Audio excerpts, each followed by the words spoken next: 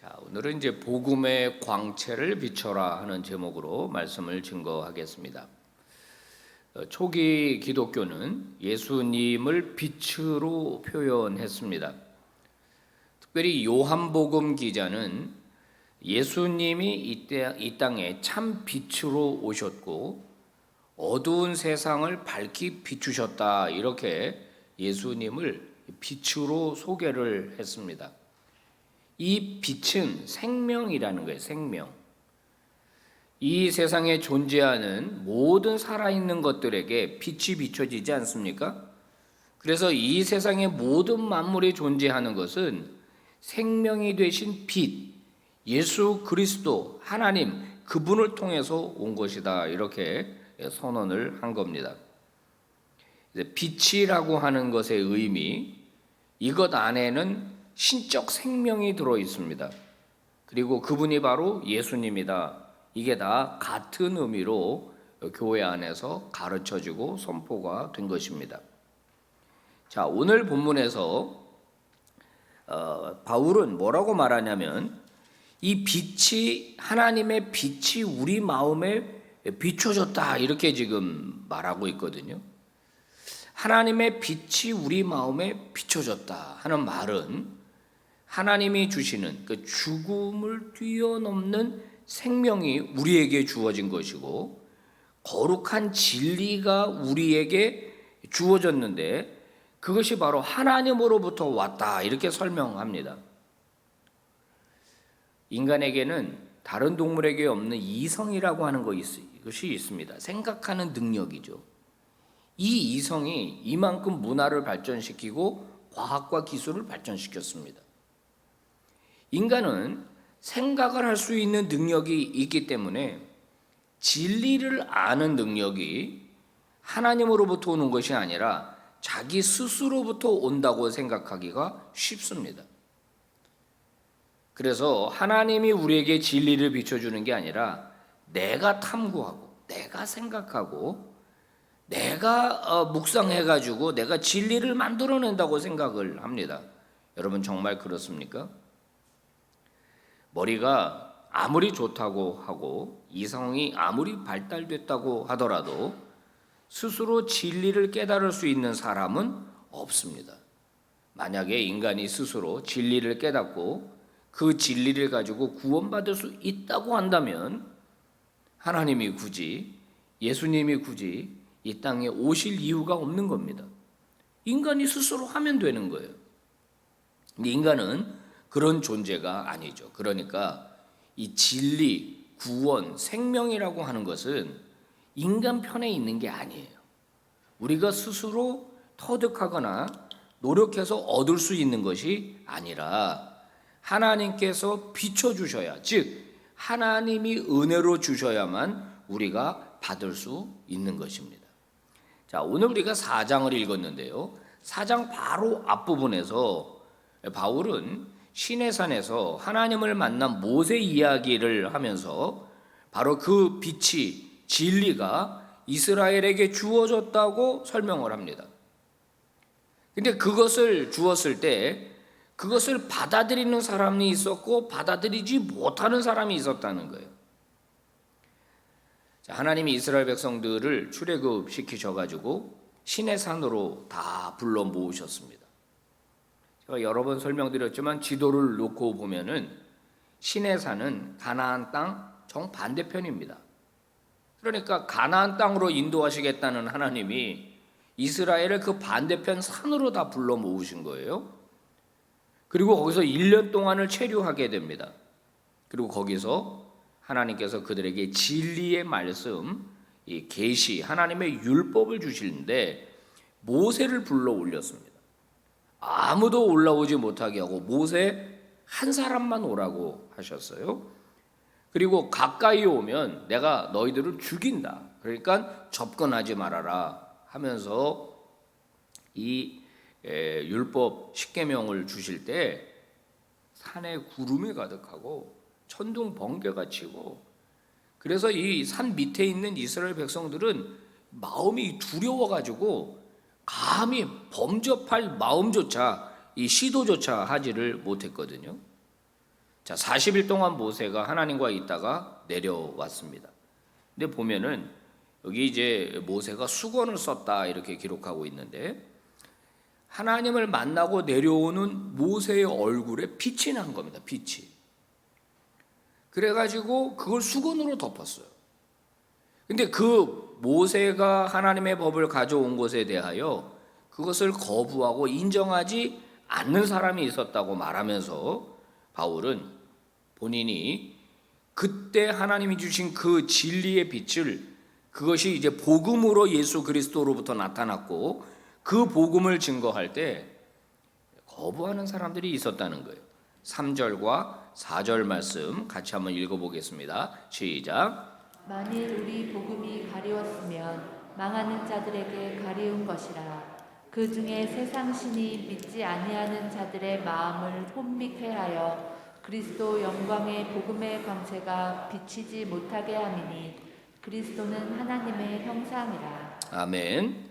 자, 바울이 복음을 증거해 보니까, 이 지역 저 지역 다니면서 복음을 증거해 보니까, 특별히 고린도 지역에서도 복음을 증거해 보니까 다 두 손 들고 바울을 기쁘게 맞이하면서 복음을 다 받아들인 것은 아니라는 겁니다.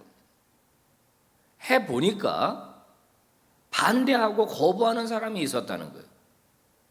근데 바울은 그 거부하는 일 뒤 배후에 누가 있었느냐? 세상의 신이 있었다라고 말하면서 세상의 신이 그 사람의 마음을 혼미하게 해가지고 바울이 전하는 복음을 받아들이지 않고 거부하게 만들었다는 겁니다. 여기서 바울이 말하는 세상 신이라고 하는 것은 바로 악한 사탄을 의미하는 겁니다. 그 사탄이 욥을 시험하지 않았습니까? 그 사탄이 예수님께서 공생의 사역을 시작하시기 전에 금식 기도를 하실 때 와가지고 예수님을 시험하지 않았습니까? 즉 하나님의 복음의 광채, 진리의 광채, 생명의 광채가 비춰지려고 할 때 그것을 싫어하고 방해하게 만드는, 거부하게 만드는 영적인 세력이 있다는 겁니다. 그 세력이 만만치 않기 때문에 마치 신의 능력처럼 보인다는 거예요. 그 능력에 사로잡히게 되면은 복음의 광채가 비춰지는데도 불구하고 그것을 거부하게 만든다는 거예요. 자, 그러면 어떻게 해야 할까요? 포기해야 할까요? 그렇지 않죠. 어떻게 해서든지 그들에게 지속적으로 복음을 증거하라고 하는 것이 예수 그리스도의 명령입니다. 바울은 본인이 그 직분을 받았다. 내가 그 직분을 받았다. 그래서 나는 그 일을 감당하기 위해 애를 썼다. 복음 전파를 위해서. 나를 전파하려고 한 게 아니다. 나는 오직 예수님만 전파하려고 했다. 나는 복음의 빛을 저들에게 비춰주기 위해서 애썼다 하면서 자신의 사도직을 다시 한번 돌아봅니다. 1절과 2절 말씀이에요. 어떻게 본인이 사도직을 감당했는지 한번 우리 읽어보도록 하겠습니다. 시작. 그러므로 우리는 하나님의 자비를 힘입어서 이 직분을 맡고 있으니 낙심하지 않습니다. 우리는 부끄러워서 드러내지 못할 일들을 배격하였습니다. 우리는 간교하게 행하지도 않고 하나님의 말씀을 왜곡하지도 않습니다. 네, 하나님의 자비를 힘입어서 복음 전파의 직분을 맡고 있는데 본인이 전하는 복음을 받지 않는다고 해서, 방해한다고 해서 결코 낙심하지 않는다는 겁니다. 그리고 그 일을 행할 때 부끄러운 일, 드러내지 못할 일은 하지 않았다. 그리고 간교하게 행하지도 않았고 하나님의 말씀을 혼잡하게, 즉 왜곡하지도 않았다. 그러면서 같이 한 번 더 읽어볼까요? 시작. 우리는 진리를 환히 드러냄으로써 하나님 앞에서 모든 사람의 양심에 우리 자신을 떳떳하게 내세웁니다. 네, 여러분, 바울은요 복음 전파하는 과정이 결코 쉽지 않았음을 알고 있습니다.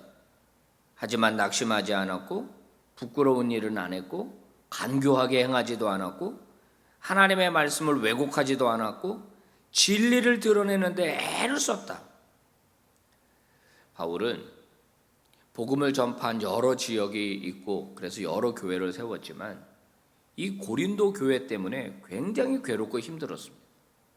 그걸 어떻게 알 수 있냐면 고린도 전서와 후서를 읽어보면 고린도 교회 안에 있는 그 바울의 마음을 아프게 하고 속썩이는 성도들이 있었다는 것을 우리가 알 수 있거든요. 그럴 때 그는 항상 정도에서 벗어나지 않았습니다. 포기할 만하지만 포기하지 않았습니다. 바울이 막 비난을 받으면 자기를 비난하는 사람을 위해서 간절하게 기도했습니다. 상황이 점점 안 좋아가면 더 주님을 붙들었습니다. 이러한 태도가 결국 고린도 교회를 정성화시켰고 고린도 교회 안에 이 복음의 진리의 빛을 거부하고 방해하는 사람들을 다 제거하게 되었고 그리고 교회가 바르게 세워지게 된 것입니다. 사랑하는 성도 여러분, 우리 교회가 하는 일은 이 우리 만나데이라고 하는 것은 거듭 밝히지만은 그저 몇 사람 전도해서 우리 숫자 늘리자고 하는 그런 얄팍한 무슨 그런 이벤트가 아닙니다. 복음의 빛을 비추게 하기 위해서 예수 그리스도께서 교회를 세우셨거든요. 교회 안에 있는 수많은 그리스도인들을 복음의 빛으로 무장시켜서 그들을 어두운 세상으로 내보내 복음을 알지 못하는 사람들에게 복음의 빛을 비추도록 생명의 빛을 비추도록 하셨어요. 여러분 가만히 생각해 보십시오. 이게 예수 그리스도의 방법입니다. 이 일 외에 예수 그리스도께서 다른 일을 계획하신 적이 없어요. 이게 오직 교회에게만 주어진 사명이고 우리 성도들에게만 주어진 사명입니다. 목회를 해보면은 성도들도 다 같은 성도는 아닌 것 같습니다. 일단 교회에게 주어진 성도에게 주어진 이 사명을 분명하게 아는 분들이 계신 것 같아요. 그분들은 아주 영적으로 성숙한 분들이죠. 근데 그렇지 않은 분들도 있는 것 같습니다. 근데 이 모든 성도들이 함께 어울려서 교제하면서 여러분 그래서 이게 오프라인으로 모이는 게 중요한 거예요. 나 혼자만 예배하는 게 중요한 게 아니라 이 성도들이 모였을 때 이 성도들 안에서 어떤 일이 일어납니까? 바로 성도들끼리 선한 영향력을 주고받게 되는 거예요. 그래서 믿음이 약한 사람이 점점 믿음의 사람으로 변화되는 거예요. 이게 공동체의 능력이라고 하는 겁니다. 자, 옛날에 대가족이 집에서 살았습니다. 대가족. 그래서 할머니도 계시고 할아버지도 계시고 작은 아버지도 계시고 이모도 계시고 고모도 계시고 동생들도 있고 사촌들도 있고 이 대가족이 살았습니다. 대가족이 사니까 어떤 일이 벌어지죠? 어린 아이들이 태어나게 되면은 그 가족 공동체 안에서 이 아이가 성장하는 거예요. 그 집안의 가풍을 따라 그 집안의 어떤 룰을 따라서 아이가 이게 성장하게 되는 거예요. 그래서 우리가 이런 말을 하지 않습니까? 저 아이는 어느 집 아이야? 이렇게 물어보거든요. 어느 집 아이야? 이렇게 물어보는 겁니다. 왜냐하면 그 집에서 아이가 길러지기 때문에 그래요. 어릴 때 눈치 보는 법도 배우고 타협하는 법도 배우고 형들에게 얻어 터지면서 이 힘의 능력도 배우게 되고 그러면서 타협도 배우고 조종도 배우고 그러면서 아이가 성장을 하는 거거든요. 사회성을 기르면서 성장하는 거예요. 또 옛날에는 골목이 있었지 않습니까? 모여서 구슬치기, 딱지치기, 다방구 이런 거 하면서 뭐를 배워요? 거기서도 어떻게 편을 먹어야 할지, 누구 편에 들어가야 이길 수 있는지 정치를 배우는 거예요. 아이들이 외교를 배우고 거기서 타인과 어떻게 소통해야 되는지를 배우는 거죠. 요즘은요, 달랑 1명 정도 낳고 다른 애들이랑은 별로 교제를 하지 못하니까 이 아이들의 사회성이 잘 안 길러진다는 지적이 있거든요. 근데 이 아이들이 교회에 오게 되면은 교회 공동체 안에서 성장하게 되는 거예요. 성도 여러분, 교회의 사명은 복음의 빛을 비추는 것입니다. 성도의 사명은 복음의 빛을 비추는 거예요. 이것을 우리에게 위임한 것입니다. 전에 제가 어떤 목사님의 설교에서 들은 이야기입니다. 충남 서해안에 작은 시골 교회에 부임하는 목사님이 있었답니다. 그때 그 목사님이 부임할 때 교회의 전 가족은 두세 가정밖에는 없었다는 거예요. 부임하자마자 목회를 하려고 하는데 이게 보통 어려운 게 아니었다고 합니다. 막 술에 취해서 행패하는 사람도 있었고, 막 칼을 들고 와서 떠나라고 위협하는 사람도 있었고, 밤마다 전화하고 끊고 이런 사람도 있었고, 어느 날은 교회 마당에 나가보니까 죽은 고양이가 던져져 깜짝 놀랐는데 나중에 알고 보니까 그 동네 무당이 저지른 짓이었다는 거예요. 그 마을 사람들을 보면은 그저 밤낮 술에 거의 쩔어 있었고 1년에 한두 사람씩은 꼭 농약을 마시고 자살하는 일도 있었고, 그래서 이 교회 목회자는 오래 버티지 못하고 1년, 2년이면 교회를 떠나고 이런 일들이 있었다는 거예요. 근데 그 목사님은 이게 바로 혼미케 하는 이 세상의 악한 영들이구나 그러면서 마음을 굉장히 단단히 먹고 영적 전쟁을 시작하게 되었답니다. 자기 나름대로 공책에다가 마을 사람들, 교회도 나오지 않는 사람들을 5명씩 구역으로 묶으셨대요. 그리고 하나님, 이들에게 복음의 광채를 비춰 주십시오. 악한 영들을 몰아내 주십시오. 복음의 광채가 비추는 데 있어서 방해하는 세력들을 하나님 꺾어 주십시오. 그러면서 계속 기도했답니다. 이 동네에 새로 오는 사람이 있다면 믿음 있는 사람이 오게 해주시고 그들과 연대할 수 있도록, 우리가 힘을 합칠 수 있도록 해주십시오. 그러면서 계속 기도했는데 더 어려움은 가중되고 그랬답니다. 근데 3년 정도를 계속 기도하니까 마을이 서서히 변화되기 시작하더라는 거예요. 물론 그러면서 마을 사람들에게 봉사도 하고 도움도 주고 이렇게 하면서 지속적으로 목회를 했더니 마을이 변화되면서 자살하는 사람도 사라지게 되고, 특히 무당이 쫓겨나가게 되고 마을 사람 전체 중에서 한 30% 정도가 복음 안으로 들어오는 놀라운 역사가 있었다는 거예요.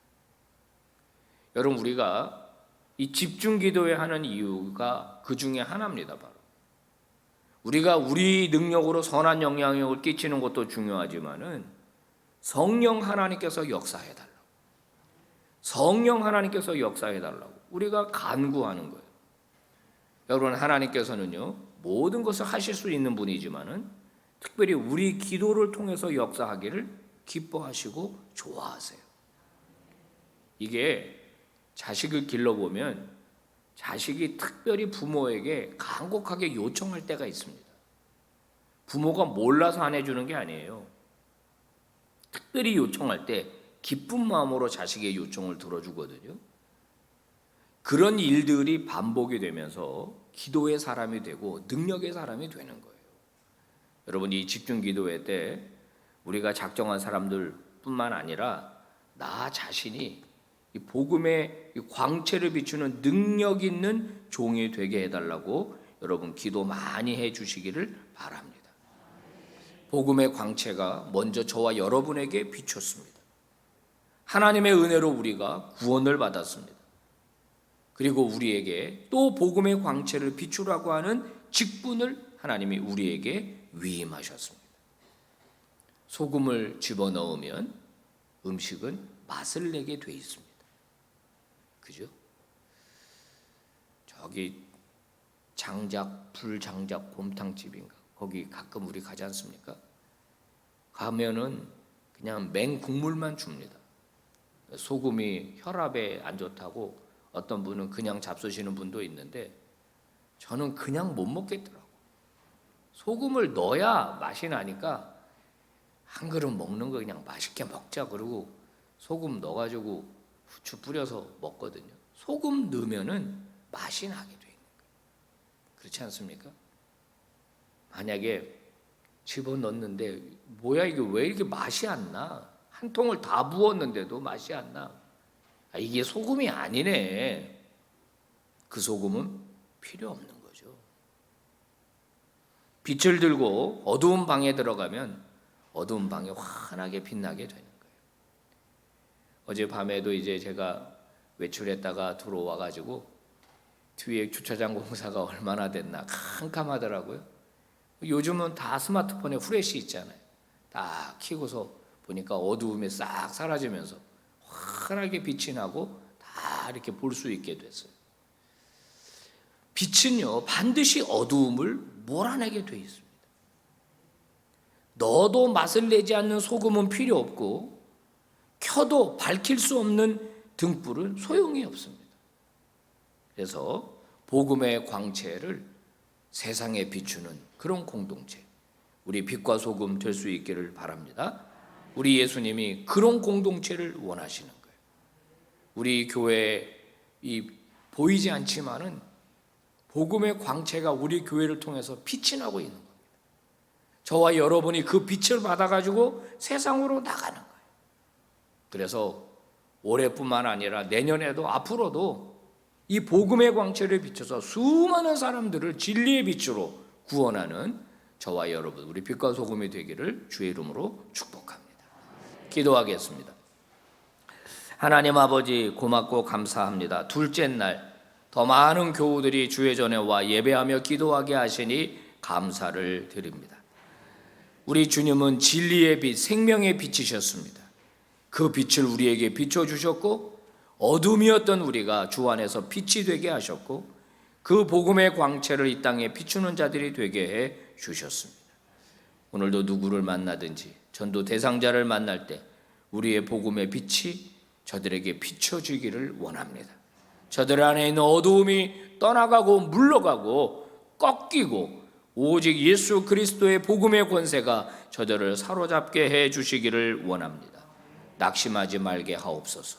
포기하지 말게 하여 주시옵소서. 우리에게 주신 사명 정도를 걸으면서 끝까지 감당하는 우리 빛과 소금이 되게 해 주시옵소서.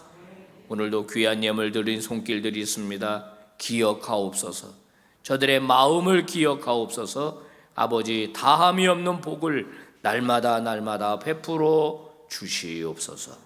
예수님 이름으로 기도 올리옵나이다. 아멘.